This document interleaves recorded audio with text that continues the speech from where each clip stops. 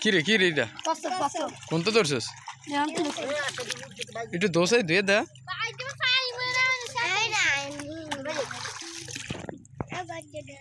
উরফান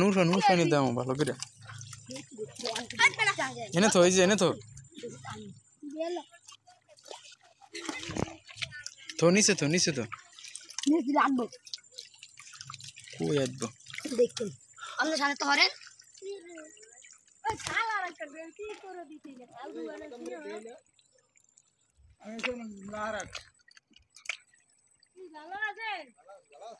বললাম না লাহারার দিয়ে অল্পের জন্য ধরা খাইলাম